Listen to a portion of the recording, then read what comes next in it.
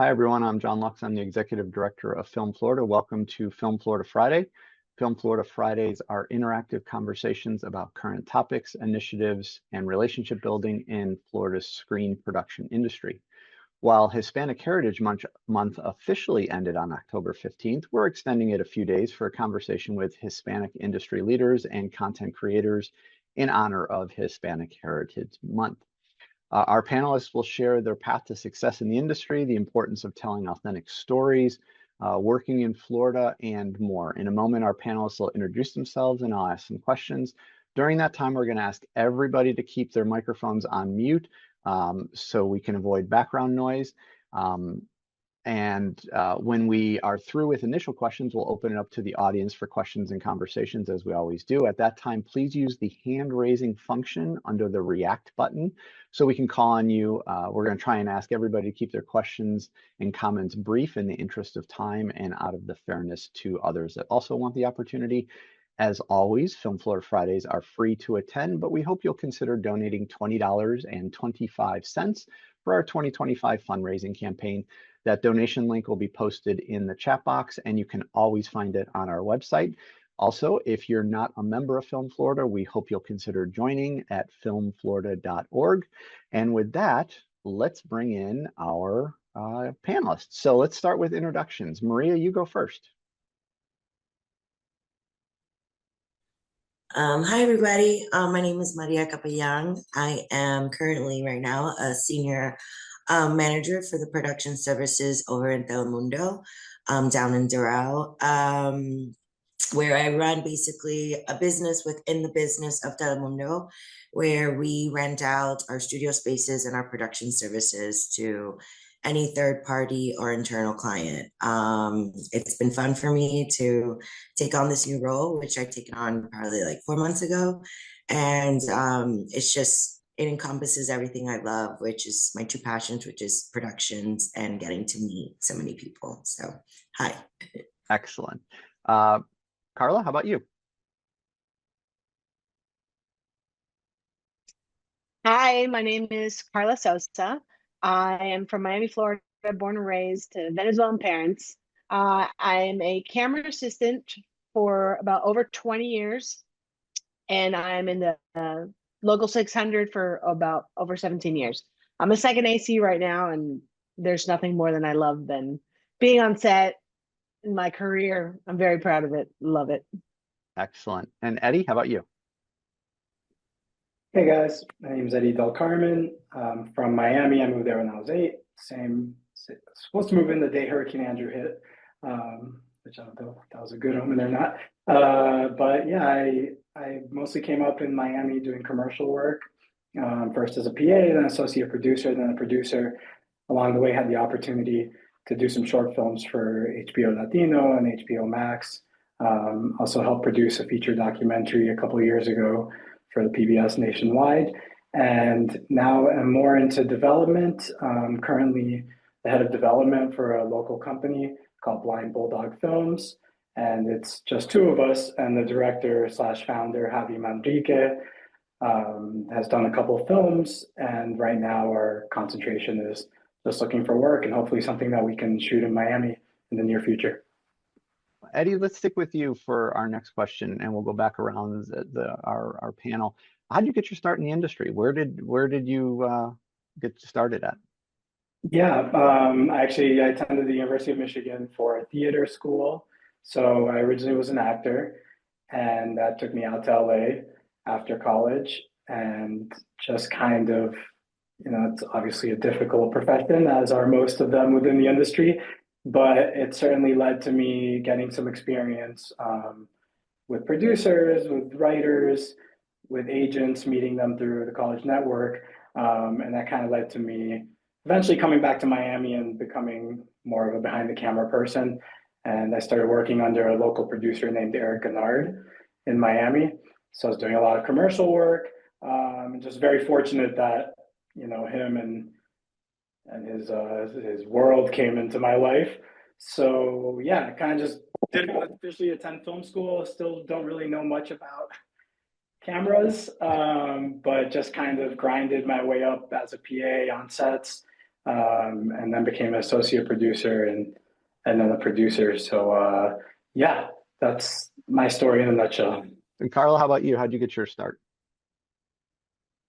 Well, I started at a very young age when I probably had no business doing anything. My mom is a director and a still photographer. So I would basically like leave school, skate over to set, be a nuisance to everyone. I learned how to load film. I would light for her photo shoots, and I would first say C for her when again I had no business doing any of this, and it was all on film. And then I went to college. I graduated from a small art school, IFAC. I got a bachelor's degree in film production. I PA'd for one day, and I said no. So I called my mom and I said, "Can you please get me a job at a camera rental house?" So I worked at Camera Group International, which is now sadly closed. And it was owned and operated by a Cuban woman, Eileen Garcia, who I owe a lot to. And I worked there. I learned how to load all the cameras, how to fix all the cameras. And I started going out when I was more prepared. I kept on working with my mom, sorry. And then I just did a lot of music videos. And eventually it was a camera PA on Burn Notice, which then led me to join the union and led me onto this wonderful career. That's how I got my start, though. Excellent. Maria, how about you? So my spark started in high school in newspaper, and then we were one of the first classes to kind of take newspaper and do the morning announcements in front of a camera, and that kind of just, I know it's so common now, but before we were kind of the first class to do that, and that kind of just sparked my interest. I ended up going to the University of Florida, and then I worked at WUFT, which is the student-run television program that they have there, and I did it all 4 years. I ended up getting to direct my senior year, and it was it for me. And then lucky enough, I got out of college. I got a job at CNN in Atlanta, where I finished, and I worked 10 years there, working my way up. So it was kind of sparked in me early, and I just never wanted to get out. Yeah, no, that makes sense.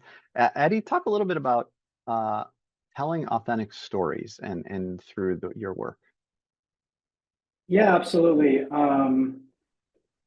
I think authentic stories, I'm fresh off doing a micro budget feature that was kind of a passion project of mine, slash not, because there's an investor, expecting his money back. So not sure that's a passion project per se. But I think that within the sphere of authenticity, we had to juggle, the business side of it a lot while also staying true to the creative. And what we did was reach out to a distributor who I have a relationship with, who specializes in micro budget genre films, and we basically gave him 10 different log lines, all set within the same location in Pompano, called the Sample McDougald House, which is an incredible place to film. And yeah, so I think that he basically picked one and we rolled with it, one of the log lines. And it wasn't really our favorite as far as authenticity and, creativity, but he guided us. He said, this is the one that's most marketable. This is the one that you're most likely to get a return on your investment. So I was very grateful for that, because then we kind of took that loose idea and spun it into an authentic story. And my writer in LA, I hired a writer for this project, micro budget films of this level, 100,000. Normally you're not like pulling in a writer and paying them pretty good fee from LA, but I just felt it was so important, because I don't want to say it was a generic idea, but it wasn't, like I said, the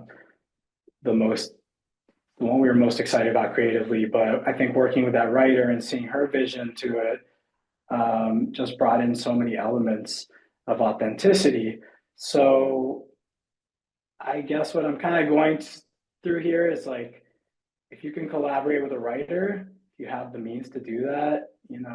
If you say, hey, that's more money that I need to spend or something like that, it's just so important. And it really did help this. So as far as authentic storytelling goes, I'm certainly approaching it from a way of like, hey, what's our budget? You know, or keep a minimal cast, keep it contained locations and all that. But still, like, you need the story, you need the authenticity. So it's not probably not the answer that maybe you were seeking or expecting, but I kind of worked backwards as far as I secured a location.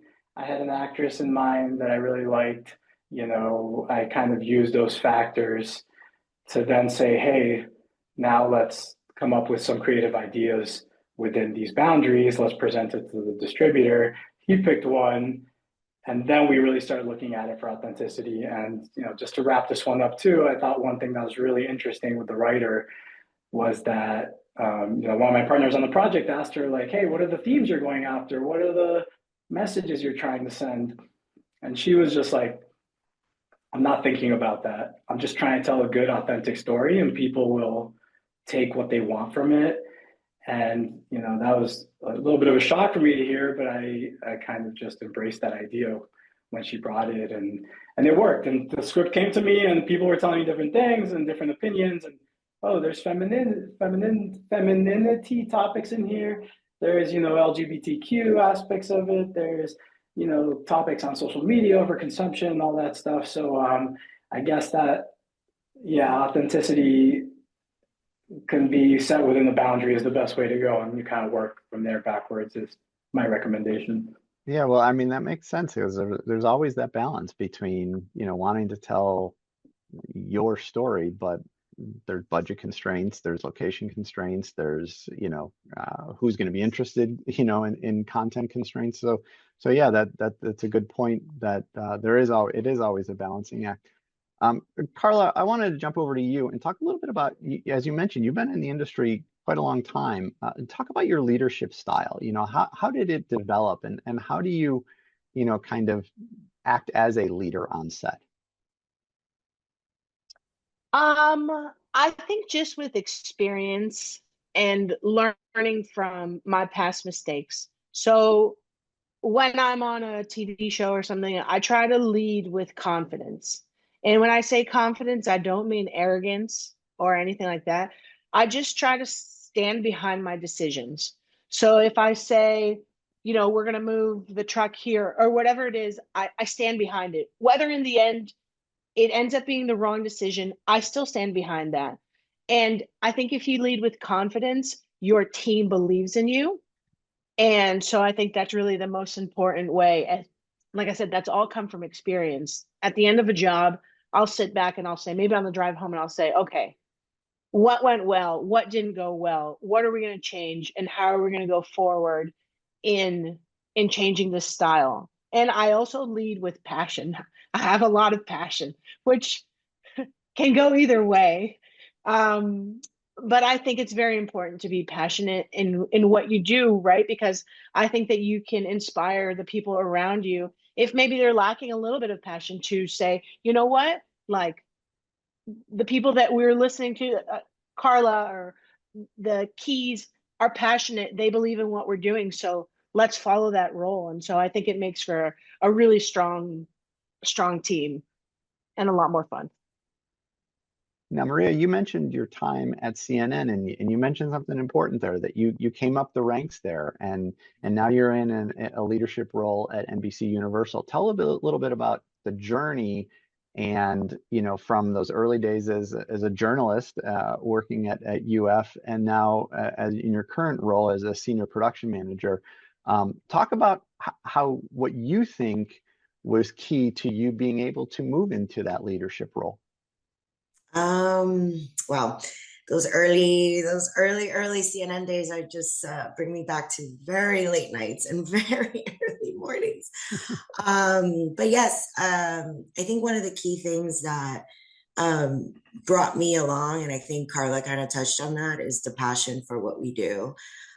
Being in this industry, no matter if you're in the television side or on the film side, you really have to love what you do. And it kind of really it reminds you every now and again. Sometimes it's easy to forget, like I said, when you're waking up super early or staying super late. But there's always a moment where we're like, wow, this is actually really cool, what we do. And I think that has literally has solidified me to kind of keep going.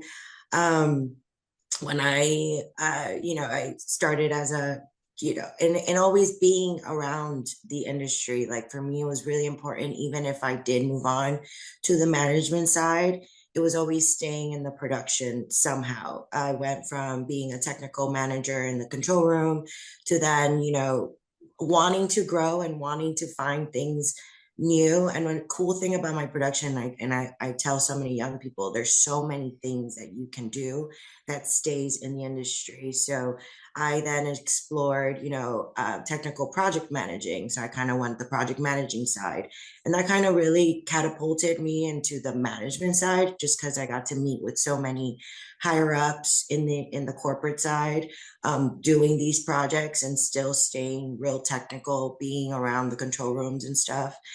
And then that kind of brought me to where I am now. It brought me back down to Miami from Atlanta, getting the job at Telemundo and NBCU, being that that technical project manager. And then kind of, moving my way up and finding a new role now as the senior manager for production services. And it kind of brought me back more into the production side. And, it's always following that passion of production and just finding new ways to moving up in the ranks and kind of doing what I love to do in a different role and in a different view. Yeah, yeah.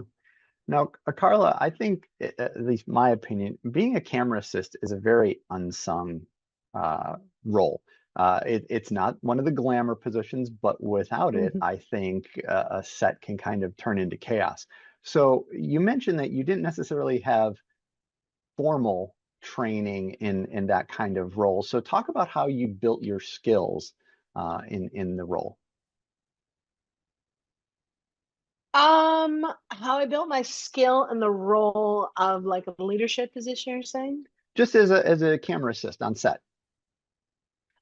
Oh, okay. I think I just grinded it out. I worked really hard. Like I said, I started with my mom at a young age.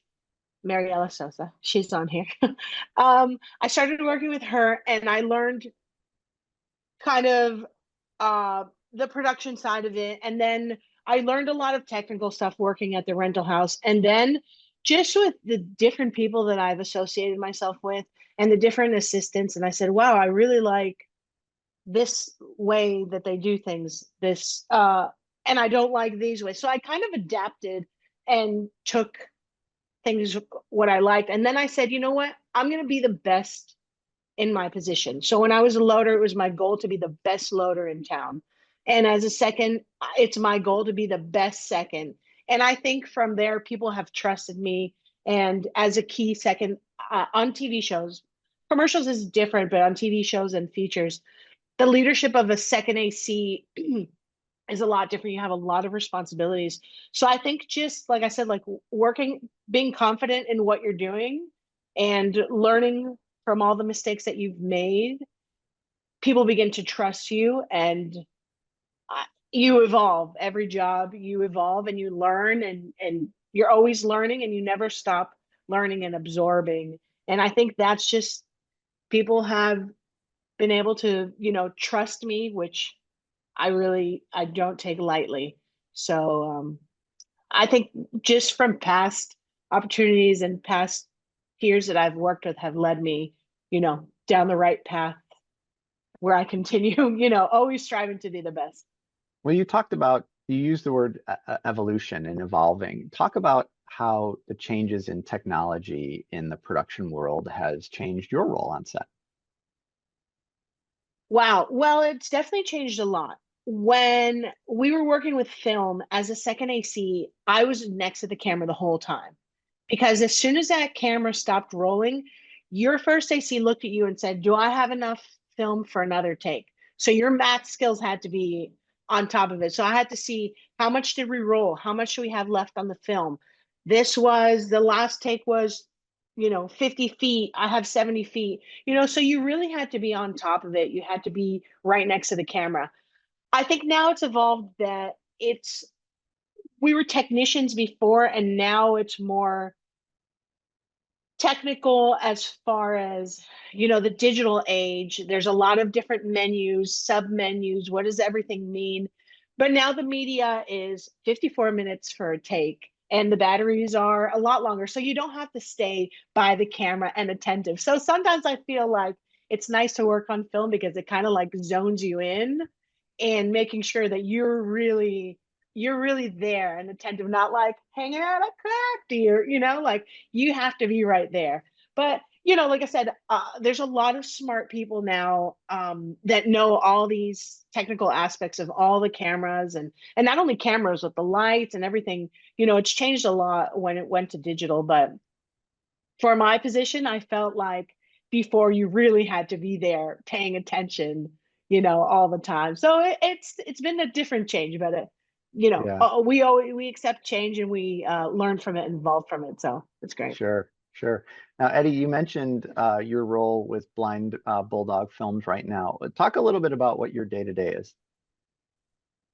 Yeah, my day-to-day primarily is reading scripts and looking at pitch decks and trying to find, whether it's the blacklist or whether it's slated, just trying to find projects that I can potentially take to Javi, the director of Blind Bulldog.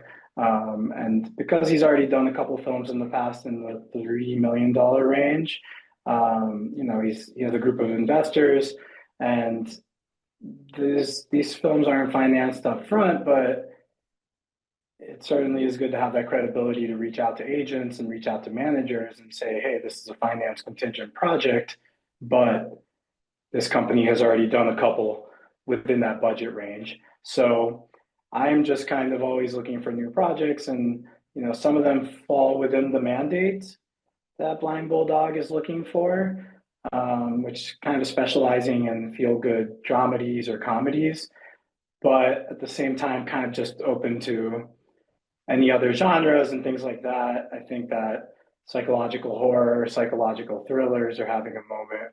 I mean, maybe it's not a moment, maybe it's always been this way, and it has been just really on that lower budget, micro budget scale.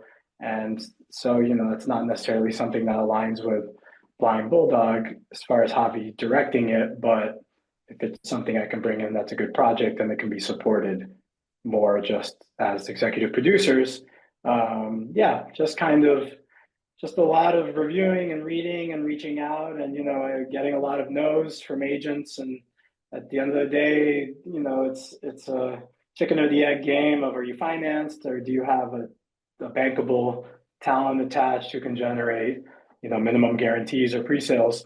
So yeah, it's really just maybe going back to authenticity here, like it's authenticity meets the marketplace demands, and just having a good sense of that and seeing if who's attached to it and what the team is, and just kind of looking at all those things before putting yourself out there, with people who very precise and valuable with their time. So yeah, I think that's kind of the general. Now, prior to this role, you worked on set as a production coordinator and associate producer. Talk a little bit about some of the skills and that you used in those roles, and how did they necessarily prepare you for your current role?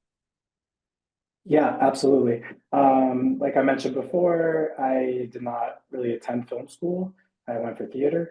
So I just got the chance to be a PA. And like Carla was saying, just it's a grind. Like Maria was saying, like brings me back to very early mornings, picking up coffee in the darkness at 5 a.m. from Dunkin' Donuts and rolling up at set at 6 a.m. and just a bundle of nerves because you're in charge of this setup in the morning, and God forbid something goes wrong or something's not set up right. Like the stakes just feel so high when you're at that level and you're being watched. And, the director who I started with also, he was kind of like, oh, I heard you're a family friend, or your mom called my mom and you just graduated. He's like, guess what? I have 10 of those a week. Like, you need to really shine and perform. And I was just so quiet. I think I learned just stay quiet and do your job when you're starting off and listen and, observe as much as you can. And I learned so much just being on those sets and then being invited to come in for prep at the office for pre-pro and just seeing how all that works and putting budgets together and putting schedules together. And I think people management as well, you're the ringmaster kind of, in the sense that, hey, what's going on with art department? What's going on with, hair and makeup department? What's going on with wardrobe? What's going on with the director? And, they all need to feel equally respected and well treated, and just kind of you have to be the calm face in the operation, regardless of the stress of the moment. And I think that doing work for commercials, and also the documentary, which is called The Definition of Insanity, and it's available on PBS. I think it should still be there. It's a really wonderful feature about jail diversion program in Miami for mentally ill clients, and it's narrated by Rob Reiner, and just a really brilliant director named Gabriel London. And I think he helped remind me of the humanity side of the industry, because the commercial world, it pays well, it teaches you a lot, it develops incredible relationships, but again, it's so intense, and there's several levels above you with ad agencies and with clients, and you have to get it right. So I think doing that documentary just really helped me, as far as you can do smaller things as well if you have the right team and you have the right support, and you just grind it out. That was 2 years that we worked on that documentary. And I think all that stuff did kind of prepare me to go more into the development world, of just knowing how to pitch things efficiently and quickly, and not beat around the bush, and follow up as needed, and just be very, very precise with pitch decks and scripts, because just like commercials a little more like everything's riding on 1 or 2 days. You're dealing with $100,000 in 1 day or 2 days, or more than that. And I guess the equivalent in the development world is you're sending out pitches to agents, managers, and building a reputation with projects. And you give them something bad, they're going to remember that, and on the next one, they're just going to say, like, hey, we're going to put this on the shelf or something. So I think it's just that dedication to grind and precision, and again, just listening a lot, and running ideas by people you can trust, who are, you have to establish that network of, I have friends who I met when they were junior agents, or they were mail runners, or things like that, or distributors who I met years ago, and it's just so valuable to be able to run things by them for feedback. Yeah. But it's all developed through this system of you have to be so focused, and some element of fear to it, I guess, whether that's healthy or not. But it's kind of a culmination of all that stuff. Yeah. Now, Carla, you've worked on a number of Florida-based projects that people would recognize: Bad Monkey, Baywatch, Bad Boys for Life, MIA. Talk about the pride you have in working on Florida-based and Florida set projects. Oh, I'm Mrs. Florida. I wear Florida on me very proudly. I have my Florida pins on my chest pouch. I love working here. Not only do we have amazing crews, very technical crews, because we work with people from all over the world. So I think that sometimes people come here and they're like, oh, Florida, Florida, or Florida dummies, which makes me very upset to hear. And so we work really hard to show them that we are one of the best crews that you're going to work with, because we've worked with people from all over the world. We have the most gorgeous locations. I mean, we have multiple DPs have said that we have the most beautiful clouds they've ever seen. So I find it very prideful to work in Florida. I have a funny quick story that I got called to do.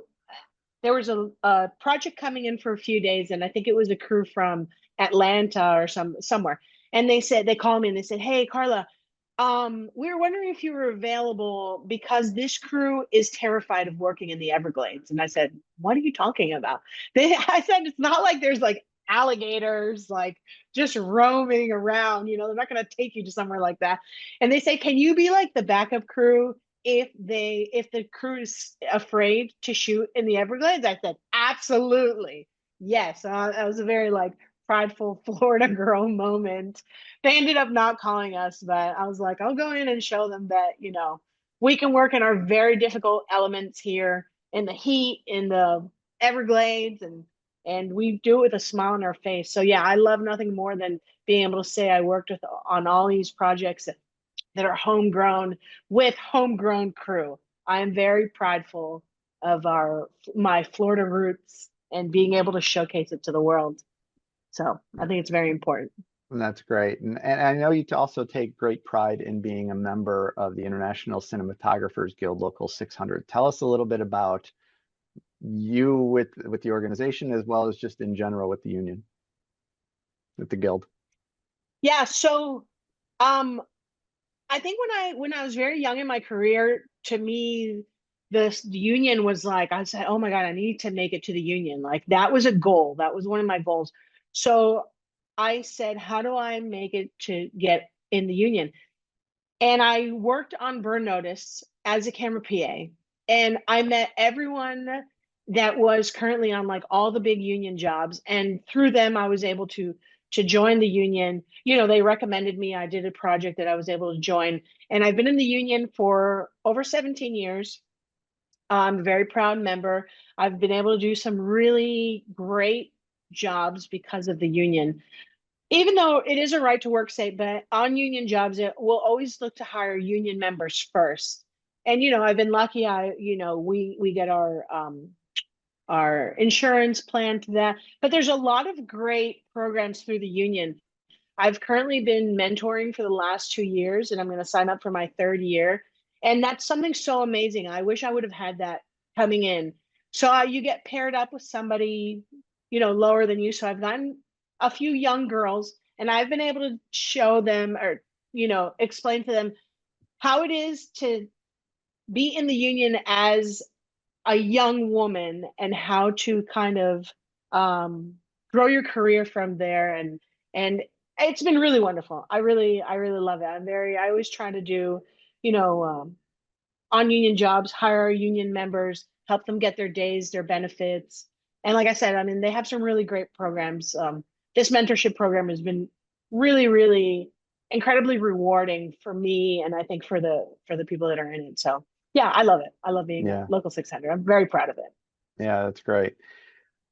So for our audience, we're getting close to audience time. So if anybody does want to ask a question of any of our panelists, go ahead and use that hand raising function under the React button, and I'll see the notification, and we'll start getting you guys on screen so you can ask your questions.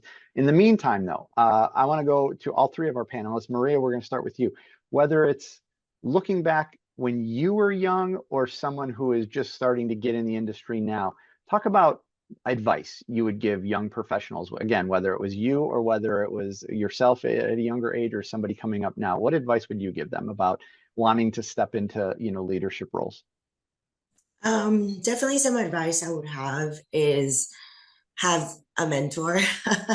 Our industry, whether you're in television, like I said, or film, could get really hard. And it's a grinding industry. Like it's a lot of thankless, you work on projects, and I say we work in a thankless industry, but one of the advice I can give is just kind of having that mentor, having that kind of, um, you know, thing you're working towards, and kind of reminding yourself why you kind of started, and knowing that every project that you do, or every, production you do, or live television you did, all is building you and making you stronger in your industry. And all the experience, a good thing that we do have in our industry is we're experience based. So all of our experiences that we go through make you stronger, and can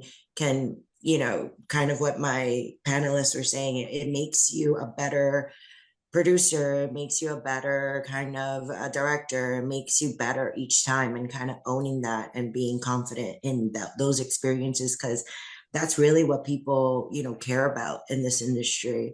But yeah, kind of really loving it, and really knowing why you started, and using that to propel you forward.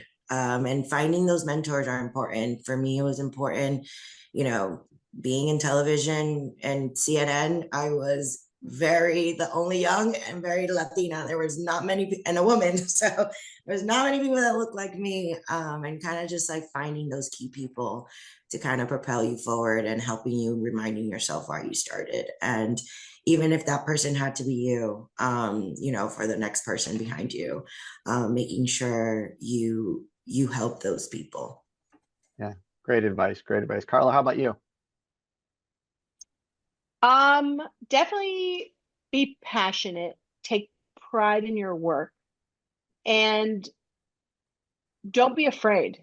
I feel like I have been afraid to step up in a lot of positions at times, and I think that if you're starting in this business, you cannot be afraid. You have to go for it and believe in what you're doing.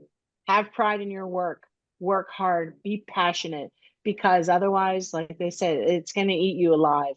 And yes, like Maria says, if you can find a mentor, it's really great.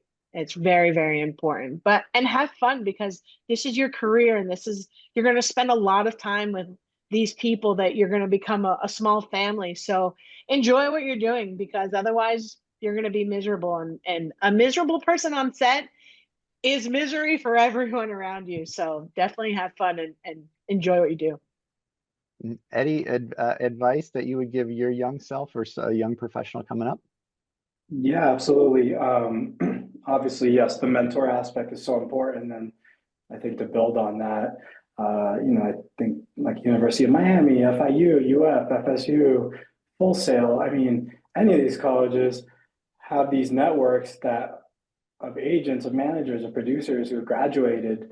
And I guess I'm a little more limited as far as I work mainly with the University of Miami students, but I guess that outreach or that connection to them is just so important. I mean, if you can, if you have to leave Florida for a couple of years and you can work under an agent at a desk or something like that, and in LA, and it's via a Florida connection, I think that in the long run can really help as far as, do you want to bring projects to Florida? Do you want to be in a position to do these things? And I think that's a specific route as far as working at a desk like that. But I think within their own control, one thing I tell a lot of young creators right now is just make really quality short horror films. Kind of on YouTube is what tends to generate, like, has its own niche. And from there, I've seen people develop their shorts into a one-page feature outline, and you can put a deck together. And if you say, hey, I had a good following for this, like, that tends to go further as a young creator, I mean, young or old, than, spending a year or two writing a script and going through. It's so hard to get people to read these scripts. And if you can build up your own thing, and it doesn't have to be super elaborate, it's not to be huge. I just think it's something, if you can get a couple of people together in a contained location, again, it's producing that quality content that you can get out there from that aspect, and using that kind of as a business card, whether you want to be a director, a producer, a DP, or something like that. So I think it's just making like quality, concise, short content that you can kind of, use on your own if you're not looking to kind of go outside the state. But I think within the state, yeah, you got to look for people, because they're out there, and there are good film industries, but you have to be willing to start at the bottom, right? Like, yep. We all did. You have to be willing to, and you can't let ego get in the way, and you can't show up late, and you can't, just kind of learn as much as you can. I think that would be my advice. And definitely find a mentor, or just find people within the network, whatever it might be, if it's University of Miami or UF, or your mom knows somebody who knows somebody, or whatever. Like, find those professionals in the industry, because they're so valuable. Yeah. Okay, questions from our audience. Peter, you are up first, so I am going to add the spotlight here so everybody can see you. Go ahead and ask your question. No, I don't want the spotlight. No, I'm just kidding. By the way, thank you all. This is incredible content. I grew up in San Diego, and growing up in San Diego, the Hispanic culture really means Mexico, right? So now that I live in Florida, my mother being born in Honduras, I've really learning about the Latin American culture. So I thank you all for that. So with Florida emerging really as the bridge between the US and all of Latin America. And this is kind of for everyone. Where do you see as the biggest untapped area of opportunity, if you will, for Hispanic filmmakers? What would it be in creative on the financial side, or maybe the infrastructural side? And maybe speak a little bit to that. And Carla, I'm curious to know if you got a chance to work with Bilal Fala on Bad Boys. I think he directed the #4. I don't know if you had a chance to work with him at all, but he's an interesting character. I've gotten a chance to have some discussions with him, and I'm in the process of launching production. I'm a new filmmaker, by the way. I've only been in the business for 16 months now. I count every day. But we're launching a $10 million production called Master Guns, which is predominantly a Hispanic cast. So I'm excited about that. So maybe if you all could speak to that, I'd appreciate it. Carla, you want to answer the question about the director, and then Maria will go to you with to answer the other part. On Bad Boys, I was on the second unit, so none of the main directors were with us. Yeah, so we did the second unit stuff. So yeah, I can't remember off the top of my head who the director was, but it wasn't the main one. Sorry. That's okay. All right. Maria, go for it. On the television side, I can speak for Telemundo. We are seeing great content coming from other countries. I mean, right now, obviously, we shoot one telenovela in Telemundo, and we try to kind of make it Miami Central or wherever Central. But we are sending a lot of our crew. There's a lot of great stuff happening in Argentina, a lot of great stuff happening, obviously, in Mexico and the bigger. But I think these like smaller markets, I'm curious because I'm also from the Dominican Republic, my parents are. So a lot of great content coming from there. And I think it's just like finding those outside. And since Miami, we have, like you said, such an avenue to these, direct avenue to these countries, we're able to kind of tap into that. In Telemundo, we are really trying to, right now, we are, producing a show on Netflix in Argentina. It was completely done in Argentina, and it's doing really well. So it's kind of coming outside of ourselves and realizing there's great talent from other countries and kind of using that to our benefit. Great. Maria, I want to ask you, you touched on this in your introduction, but a lot of people, when they think of your studio down there, they think of the in-house productions, but I know you guys are really branching out and as a work for hire, just location studio. So talk a little bit about that and what people, that may not know about that would need to know. Yeah. So we Telemundo, where bread and butter has always been, our novellas and our daily live shows. But fortunately, unfortunately, kind of basing to what I just said, we are doing a lot more productions in other countries. For whatever reason, budget-wise, it's just the reality of it. And we're realizing, we looked around one time and we said, oh, a lot of our studios are empty. Let's try to rent this out. So we started a business within the business where we are renting out our studios and our production services. And we're fairly new in the game. So we're trying to kind of, like John said, get out of the reputation that we only do internal stuff. We are now branching to third parties. Our biggest studio is 80,000 square feet. So we're not a mega movie. So we are trying to find those like medium-sized, smaller-sized productions that, fit perfectly into Telemundo. And we're completely customizable. We can either rent you the space, or we can, since we are a full production house, we can get you from down to a prompter operator to a director. We can get you anything you need. So I think it is pretty cool to kind of tap into that. Florida does have, we do a lot of bigger films. Like I said, our facilities maybe won't.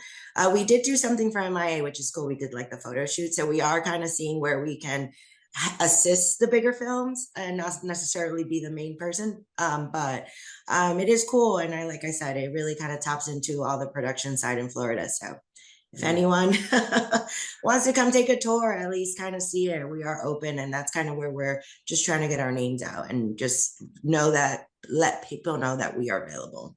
Well, that leads us into the kind of the plugging portion of the program. So where can people find out more about that and you and everything they need to know? I'll send you guys our website. I'll put it in the chat. You know, please reach out to me. I'll give you guys also my email.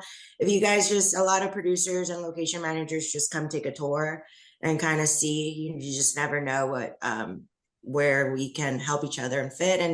And like Carla says, I love Miami, and I think, productions that do incorporate Miami, you know, are better productions, at least prettier. And we are just as good as any of the bigger cities, and we can provide the people as well as the locations as any other city, and kind of be that person. Especially like Carla and Eduardo were saying, the crew here is amazing. So I'll put our website, and like I said, any location managers or producers that at least want to come take a tour, it never hurts. Absolutely. Eddie, where can people learn more about you and everything you got going on? Yeah, if anybody wants to reach out, my email is Eddie, EDDIE, at blindbulldogfilms.com. I can put it in the chat too. My online presence, mostly IMDb and just films and things that are out there. So yeah, you're welcome to look me up, and then working out Blind Bulldog Films, and always happy to chat with anybody, you know, looking to do content or just needing advice or feedback or anything like that. Please do reach out. Excellent. Carla, how about you? Where can people find out more about you, and most importantly, hire you? So I also have IMDb under Carla Sosa. You could see most of my projects, and on Instagram, you can message me on Instagram. I mostly respond pretty quickly, and I'll put my email also in the chat if anybody wants to reach out, has any questions or anything. I'm always available, and I love you know, helping out in any way I can, always leading people in the right direction, hopefully. Excellent. Can I give a shout out to Carla? Please, Because, Sandy, go ahead. I mean, I could shout out to Eddie as well. But Carla mentored my son, who was just up for, for 4 Emmys. So she was his mentor, for so many years after he left Cinevideotech and then, out in the world. I will say that. So thank you, Carla, for help raising the kid. I love I love my little Adam, and I love you, Sandy. You're such an important member of our industry. So and you've raised a wonderful son who has done amazingly well. We're all very proud of our little boy. Very nice, very nice. Okay, so for those that may be watching the recording of this, when we get it up on social media, I'm going to put some of this contact information in the information box on YouTube, so people can go there and get any of this contact information. For those here watching live, once we wrap up here, I'm not going to close out the Zoom right away, so people have time to scroll through that chat box and get some of that information that has been in there. But that is going to wrap up another edition of Film Florida Friday. Thanks to Eddie and Carla and Maria for being with us. Thanks to all of you for joining. And as always, thanks to Katie Collins for helping wrangle everything and prepare for Film Florida Friday each month. Our next Film Florida Friday is tentatively scheduled for Friday, November 7th, with a discussion on the various local incentive programs here in the state of Florida. Be on the lookout for that in email blasts as well as on our social media pages. As always, thanks to our Film Florida members for their continued support. If you're not a member of Film Florida, we are a 501c3 nonprofit, so we hope you will consider joining the organization at filmflorida.org. Keep up with everything we are doing on all of our social media pages. And finally, make sure you check out the Film Florida podcast, which is available on most major podcast outlets. Be sure to subscribe so you don't miss any episodes. Thanks again for being here. Be kind and stay safe, everybody. Thank you, everybody. Thank you so much. Thank you, guys.